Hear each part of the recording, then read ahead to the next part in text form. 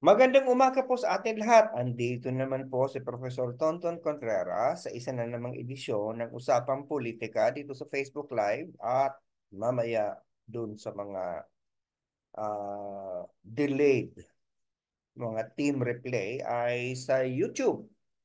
Hitik po ng magagandang usapan ng gagawin natin ngayong araw na to sapagkat ang mga paksa po natin yung obstruction ah ng mga Dutertes sa kaso ni Apollo Kibuloy, obstruction of justice. Pag-usapan din natin ang krisis sa edukasyon. Ah, at lalong-lalo na nung panahon na kung saan si Sara Duterte ang ating Vice President ng DepEd Secretary. At alam ko, abangan nyo rin yung mga usapan tungkol sa mga paninira kay PBBM na naranasan o narinig natin. At ang pagbabalik ni Alice Go. So unahin muna natin yung medyo, lahat ito importante, lahat ito kontrobersyal eh. Pahuli natin yung tungkol kay BBM para, para mag-abang kayo, tapusin ninyo, di ba? Mamaya natin tatalakayin yun sapagkat alam nyo, di ba nung isang linggo, yung, lalo na yung mga sumusunod sa social media na merong mga kumalat na chismis na di umano nag-away ang mag-asawa sa Malacanang, may nagpukpukang nangyari, may sakalang nangyari at may dinala pa sa ospital. May ganong klase ng drama. Sa pag-usapan natin yan mamaya. Ah, Yan po ang tinalakay ko actually nung Biyernes last week sa punto de vista. So panghuli natin yan sapagkat medyo kaabang-abang yan. Marami din akong tinalakay nung isang linggo, nung Lunes at nung Miyerkules, tinalakay ko yung sa punto de vista yung crisis sa edukasyon. At pagkatapos, nung Martes naman, ang tinalakay ko sa punto de vista ay tungkol nga dito kay mga obstruction na strategies na ginagawa nitong mag-amang Duterte tungkol kay Apollo Kibuloy. Unahin muna natin ang pagbabalik ni Alice Go. Ito yung topic ko nung Webes sa punto de vista. So, i-jumble-jumble natin kasi alam ko napansin ko, pag ginagawa kong lead sa aking title ay boring na topic, ay hindi masyadong madaming nanonood ng usapang politika. Pero pag unahin natin yung sa title, yung mga medyo bombastic, ay lalo na kung tungkol kay Duterte o kaya kay Marcos, ay naku, ang dami ng sumusunod yan. Wala eh, wala. Gusto kong magpadami ng viewer eh. Hindi naman. Sabi ko nga sa inyo, kahit walang nalang nanonood sa akin, patuloy tayo magbo-broadcast. Hindi ko naman to minomonetize. Alam naman ninyo yan. Kakasilaw ang bintana, ibababa ko muna itong blinds. Pasensya na. Okay. So, sabi ko, unahin natin ang pagbabalik ni Alice Go. Siya po ay nahuli na sa Indonesia. Siya po ay, sabi ng iba'y tumakas. Siya po ay umalis sa Pilipinas. Kasama ang kanyang kapitid na si Sheila at si Cassandra Ong.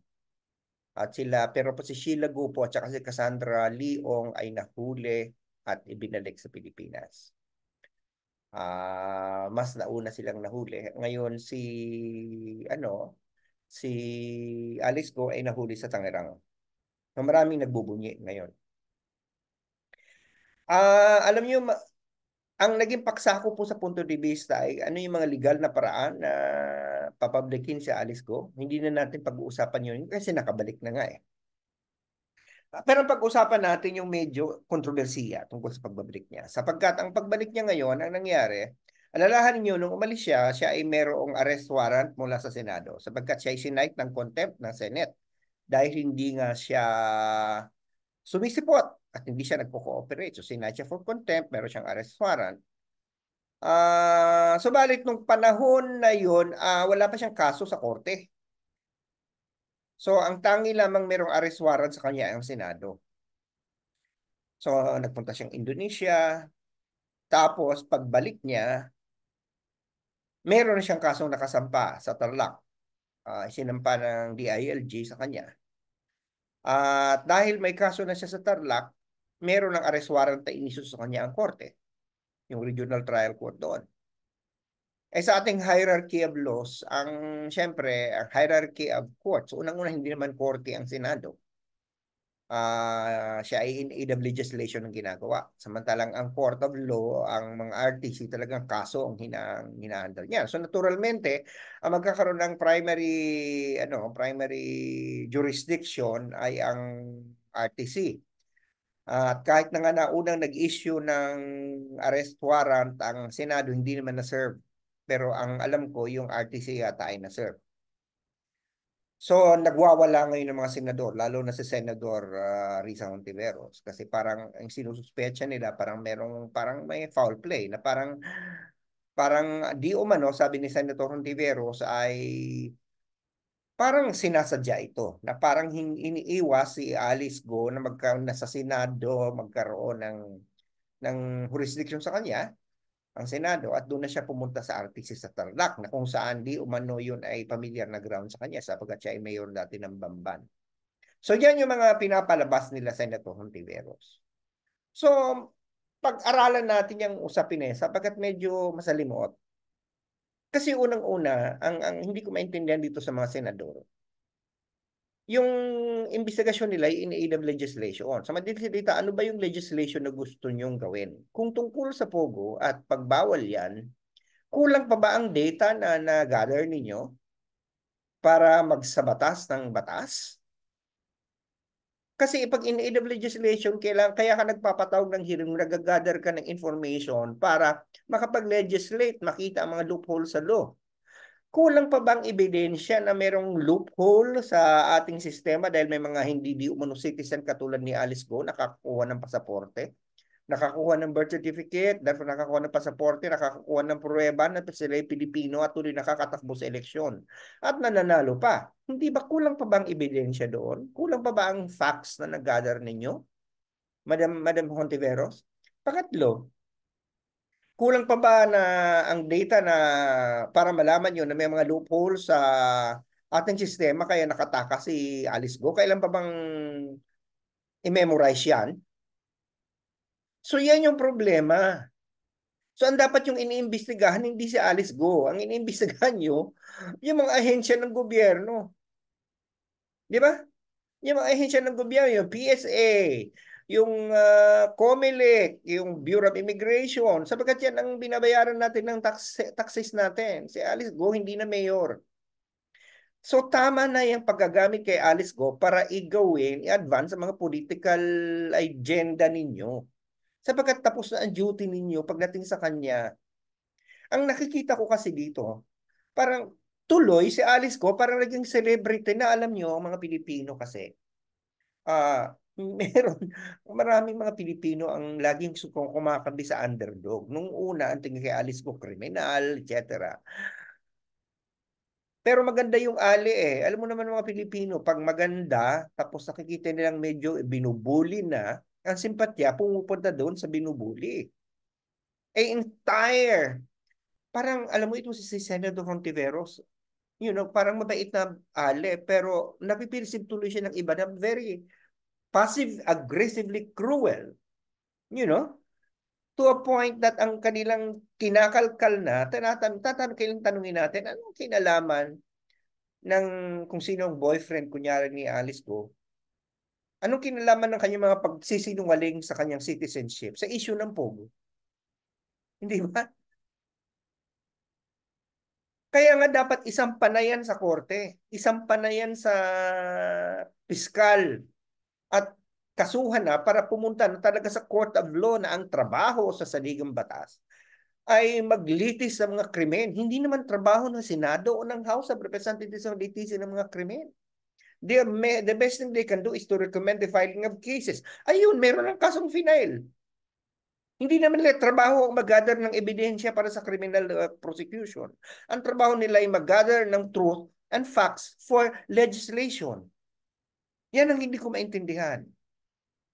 Well, naintindihan ko actually, hindi nang mamaangad lang ako para lang yun sa effect. Naintindihan ko ang agenda dito ng mga tao. At ang nakalulungkot nito, tuloy, itong si Alice Go, kung mag-behave, ay celebrity.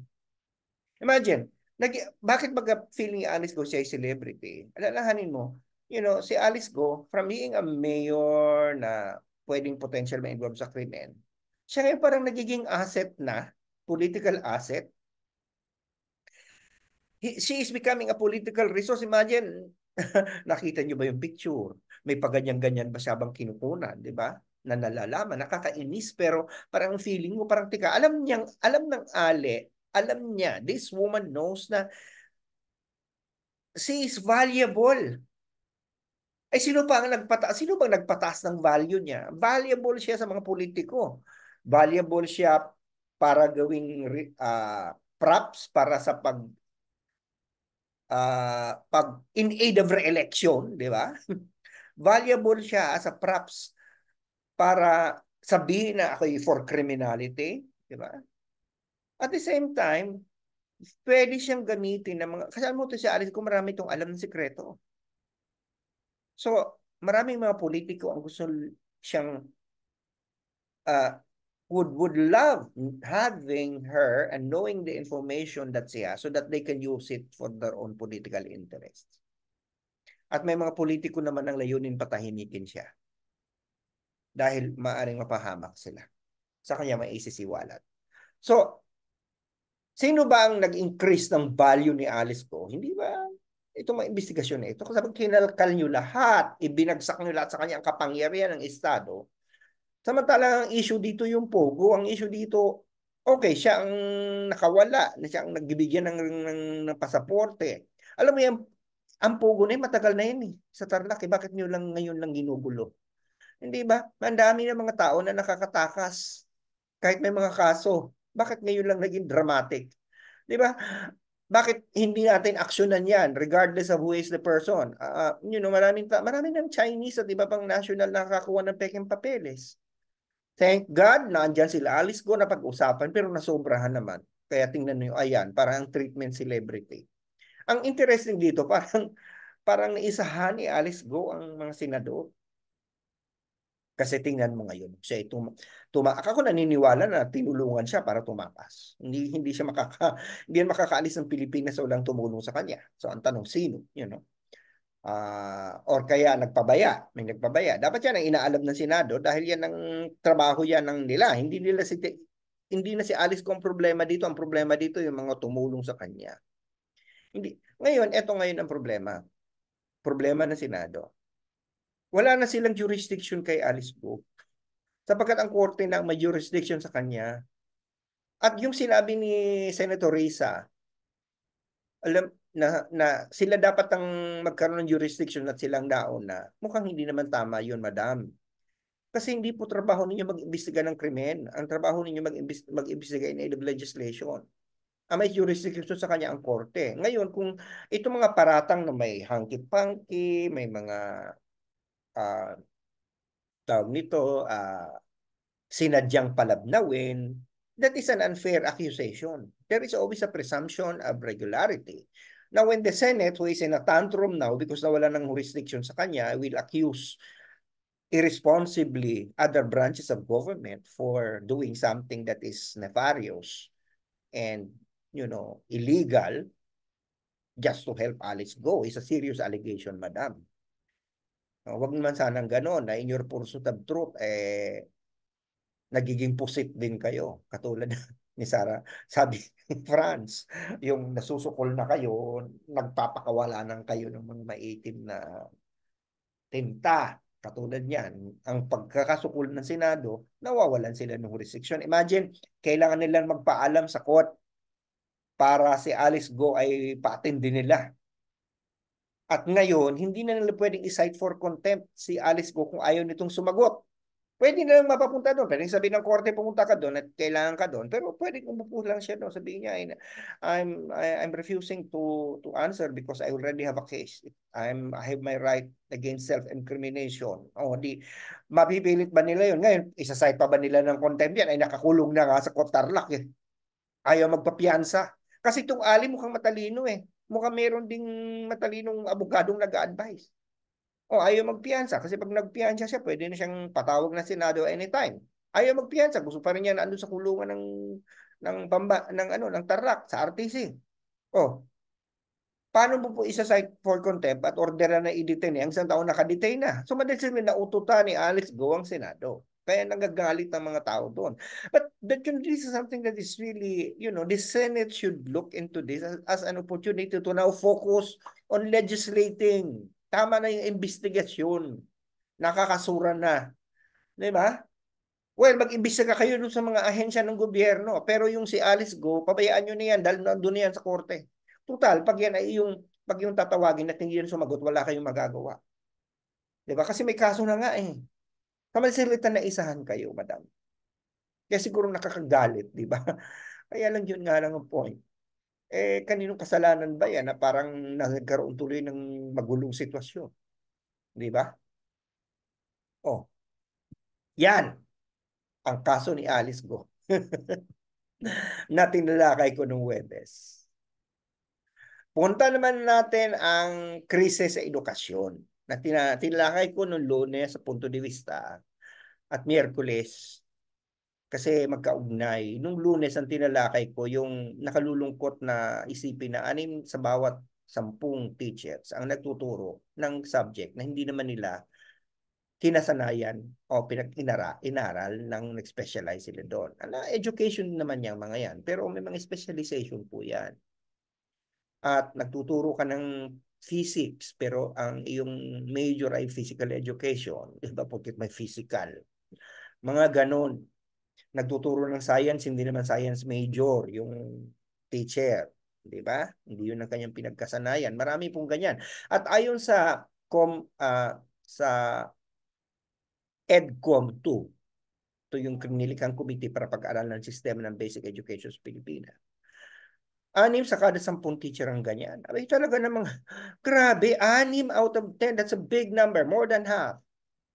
Eh, kaya pala tayo ganito, kaya pala tayo ay kaya pala tayo ay,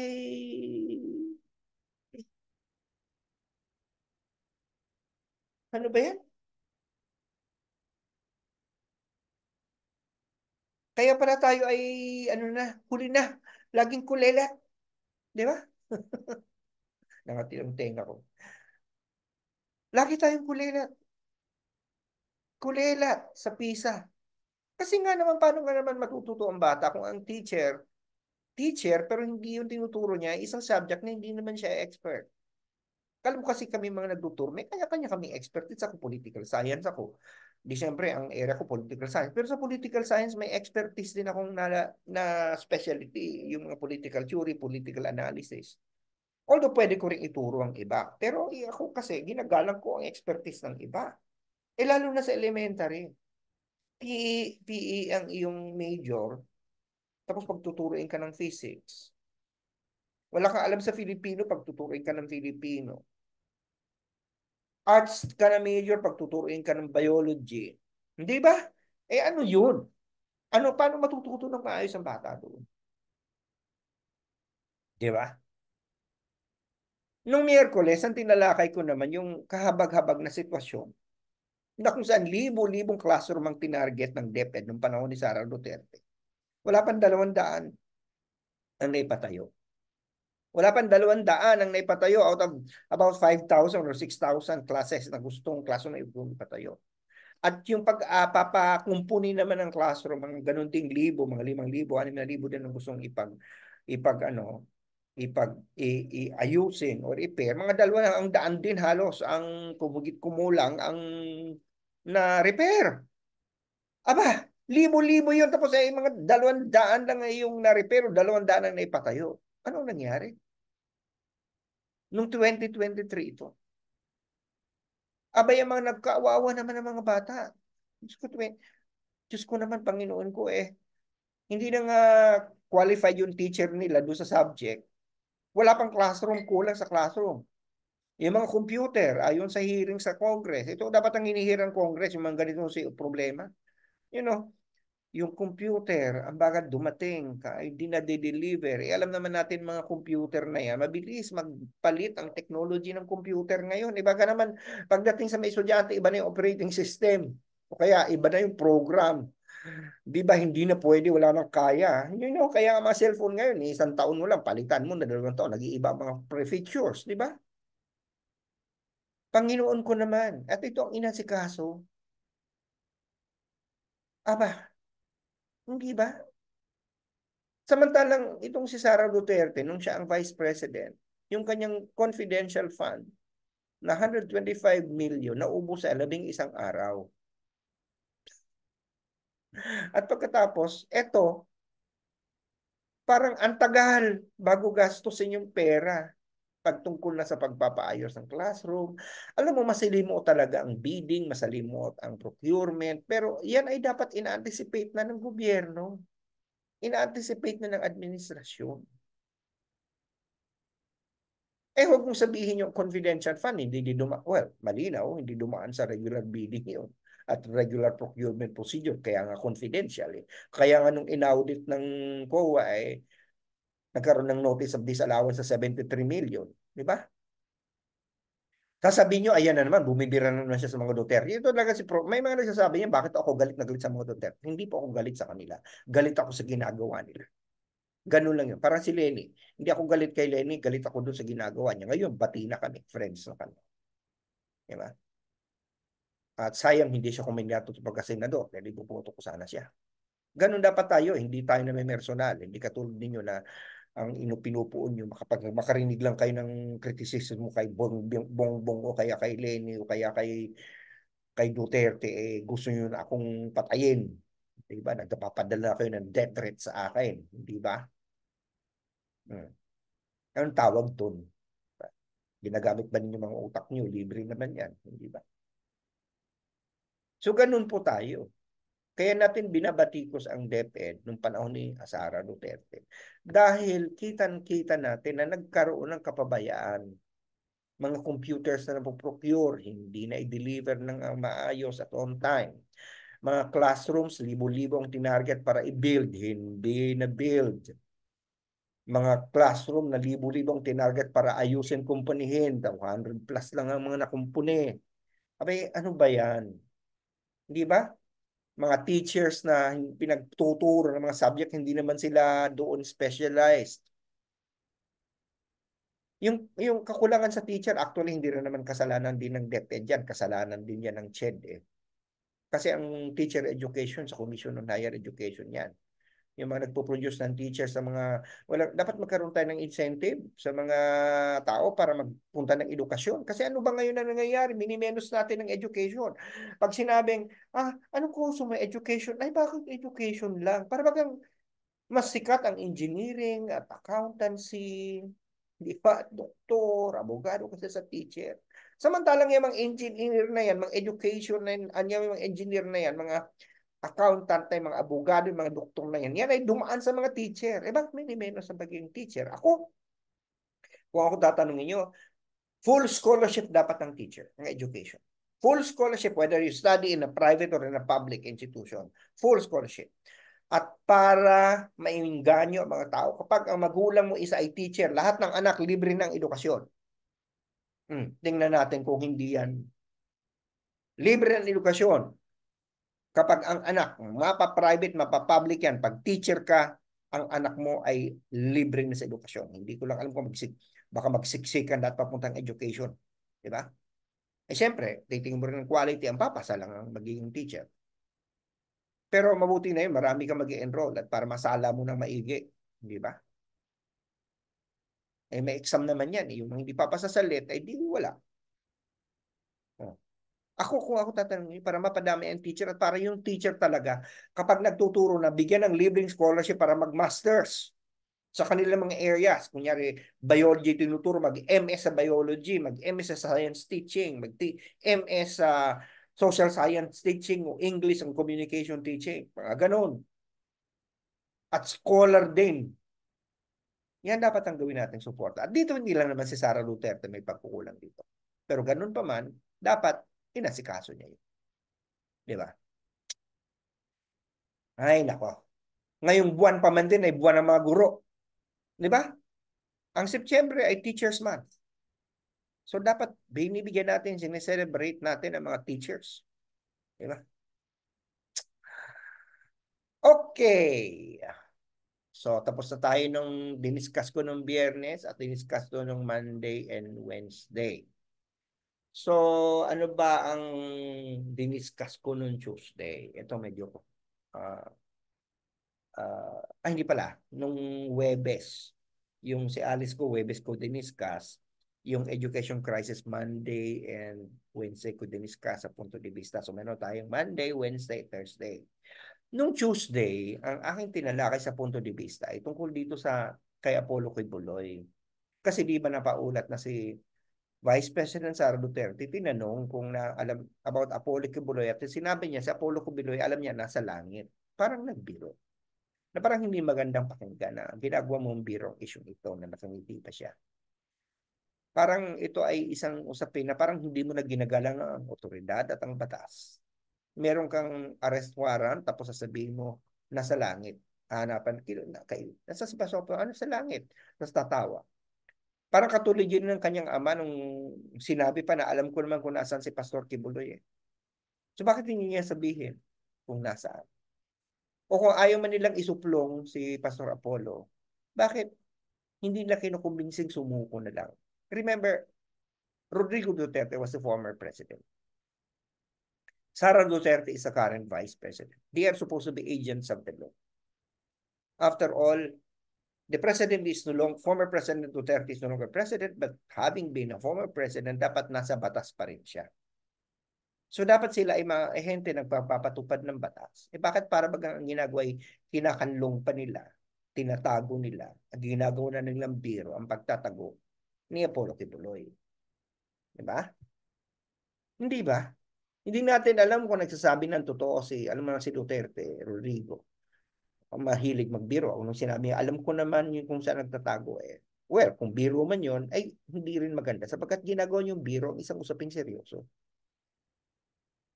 So bakit ganito ang mga Duterte? Bakit kung sila ay umasta, parang sila ay hindi marunong gumalang sa batas?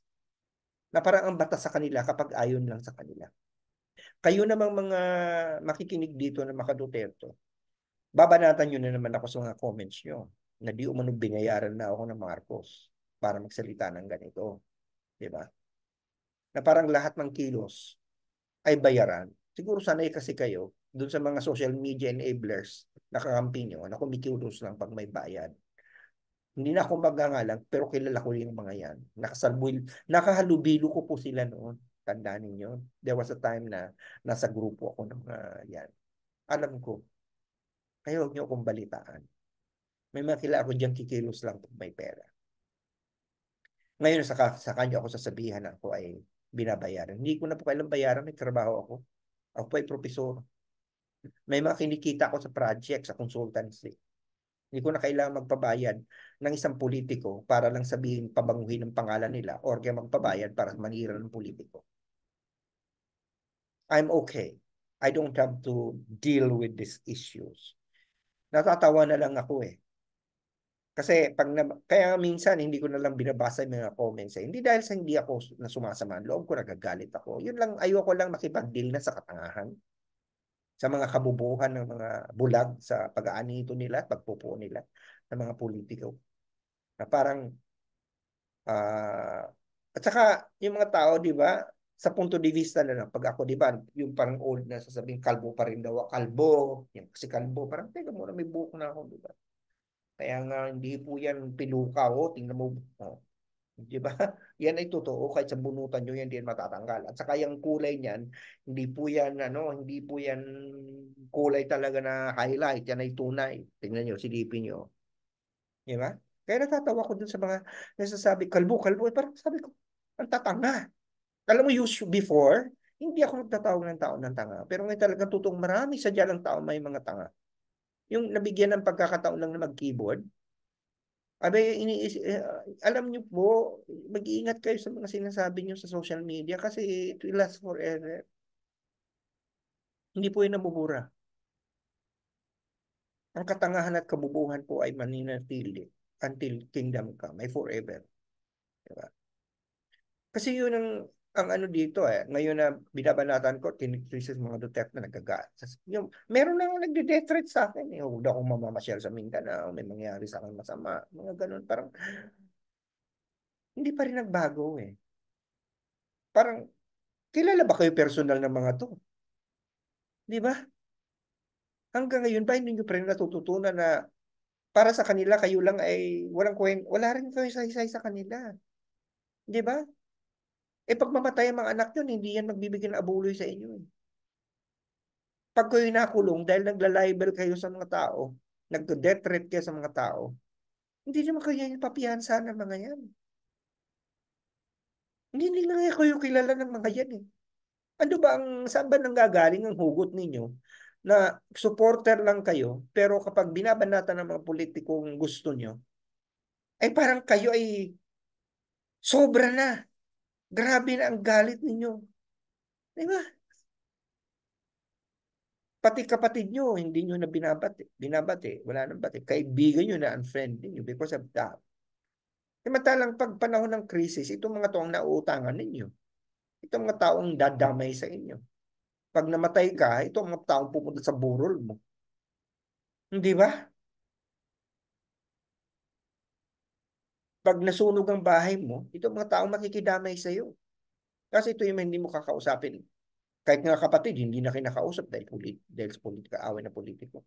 Ako, nagkikriticize ako kay Duterte. Dahil criticize naman. Gamitin nyo nga utak nyo.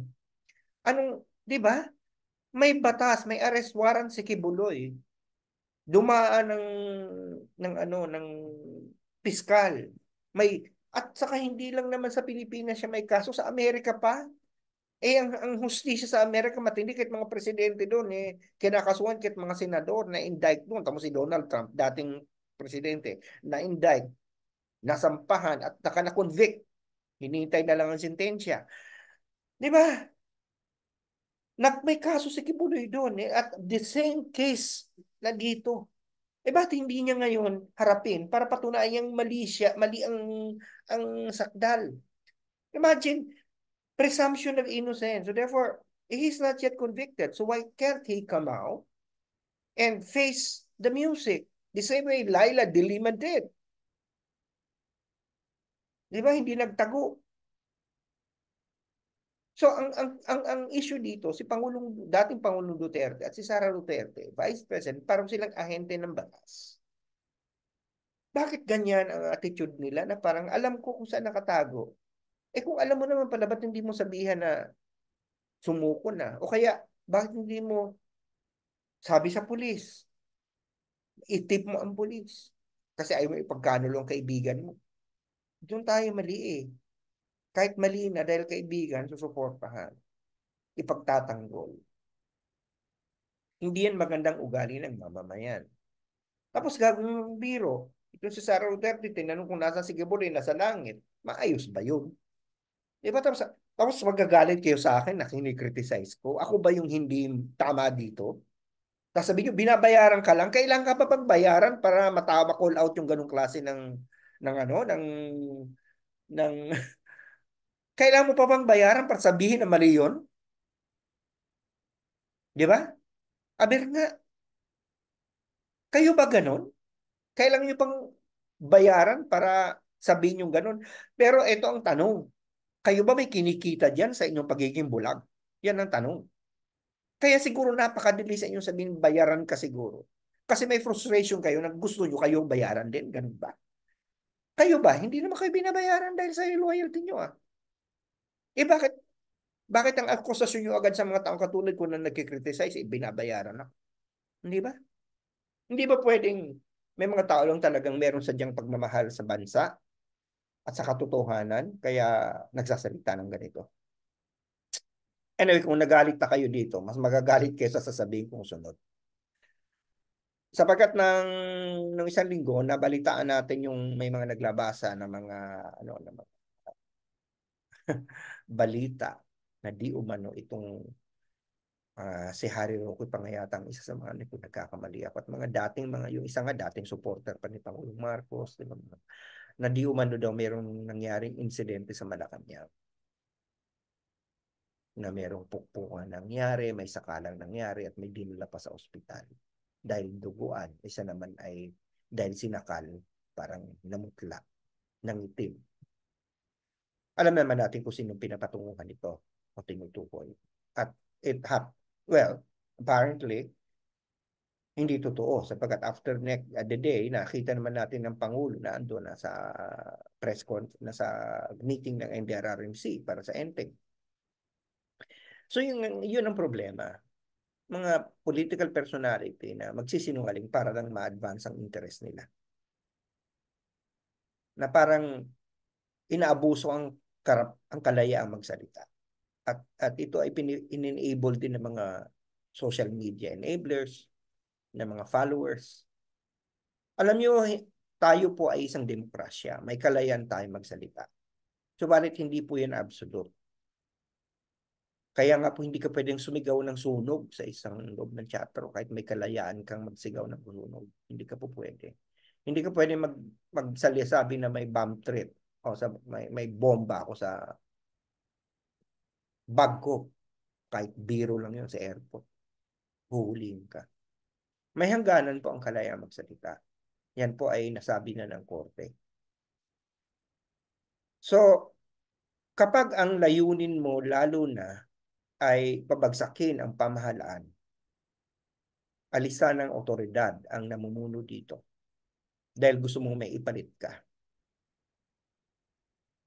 Yan po ay medyo pumupunta ka na sa delikadong panahon at delikadong lugar. Tumatawid ka na sa isang sitwasyon na yung ginagawa mo pwede nang makategorisang krimen.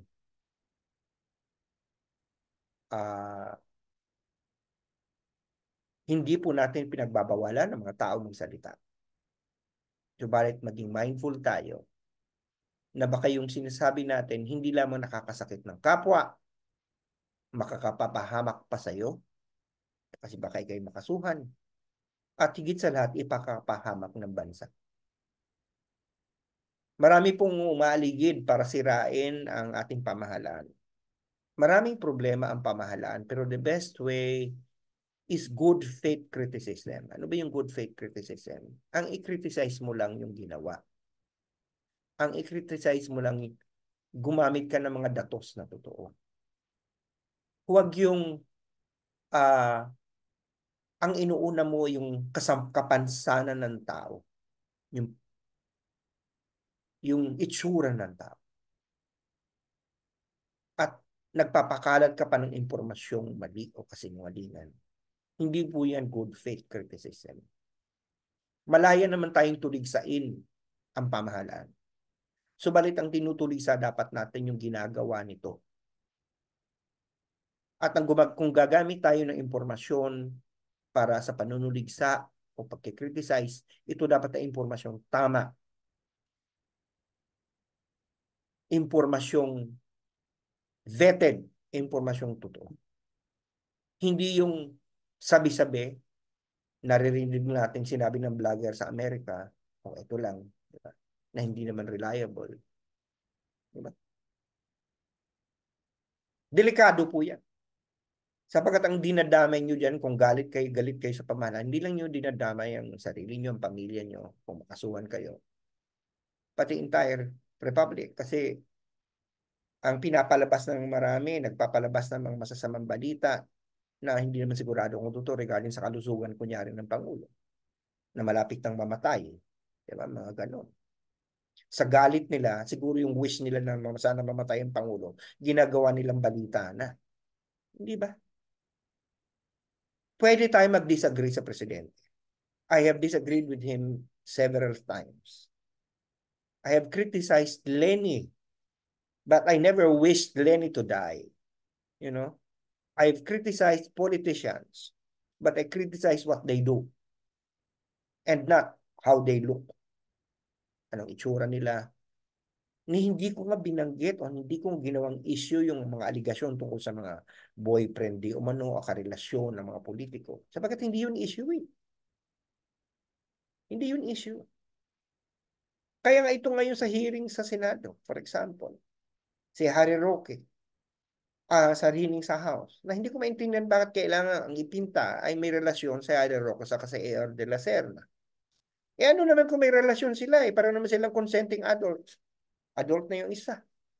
Kung may bayarang nangyayari, fine. Pero ang dapat na naging issue dito, yung act na maaring yung isa ay kasapakat ng isa sa money laundering. Yun lang. Why do we have to feast on this insinuation that there is something more than a professional relationship between the two? Is that relevant at all? Does it, pag binigyan ba kita ng pera para gawin mong, ano, pag ginawa, nag-launder ba ako ng pera at binigay ko sa'yo, does it change the fact that it is laundering because we're lovers? Or is it now different because we're not and I'm just your boss? Di ba? Parang hindi ko maintindihan. Nagpipersonalan kasi tayo lagi and it goes both ways. O tamo dito nga, pinagtatanggol ko si Harry Roque. Kasi it's right. It's kind of odd that hindi tayo natututong mag-transcend ng mga personal. Magtutok, teka, itong halimbawa na ito mismo. Bakit hindi natin pwedeng i-criticize si Harry Roque at pumunta doon sa issue tungkol sa posibleng ginamit siya yung pera in a way na parang pinapadilusot lang. No, aligasyon kasi na laundering eh. Yun ang ano. At kasangkapan lang niya si Air de la Ser na nahinar niya parang assistant. Tapos na yun eh. Eh bakit ba kailangan tayo mag-feast on the fact na parang kita mo yung sa mga mukha even ng mga congressman na parang they are insinuating something. It's kind of sad. Sabi ko nga, does it even matter whether the two are having a more than a professional relationship? Does it change the crime if ever it's true? Di ba? Hindi naman dito adultery ang pinag-uusapan. Hindi kung, di ba? Pinag-uusapan dito, money laundering. So, we keep on doing this thing that we focus so much on the personality than on the act itself. Para katulad nito nangyayari ngayon. Ang criticism sa presidente nagiging below the belt na. Ginagawang drug addict di umano si presidente, etc. Mga ganon. Nag-take ng drugs. Kung yun ay ginawa niya in the past, anong relevance yan ngayon? Continuing ngayon, may ebidensya. But when you keep on doing that, you are not just criticizing the president. You are undermining the stability of the republic. Di ba? Ang tutukan natin yung mga tinagawa nilang pulisiya. Ang tutukan natin mga maling desisyon. Ang tutukan natin yung kung natutugunan ba ang mga problema. Hindi yung mga ganyang klase, mga personal na mga padali. Mga below the belt na atake sa social media ng mga taong nagtatago sa mga pseudonym. Di ba? Yung mga, di naman, yung mga bumabanat sa akin, hindi ko pagkinitan ko ang profile. Halata mo naman troll o lock ang account. Di ba? Yung mga ganon. Di ba? Ang tatapang pero ayun naman magpakilala. Anyway, sana silbi ako sa bayan dahil sabi sa ng UP Serve the People. At sana nakapagturo ko sa inyong kaisipan na ko niya mga puso at napapagod sa buhay, lalo-lalo na sa usapang politikal. Dahil sabi ka sa akin na Lasal, teach mind that certain transformers. Hanggang sa next week uli sa ating usapang politika at next week uli, Monday to Friday, Punto de Vista sa Rise and Shine Pilipinas na nag-celebrate ng Biyernes ng ika-4 na taong anibersaryo muli sa mga kasamahan ko sa Rise and Shine Pilipinas.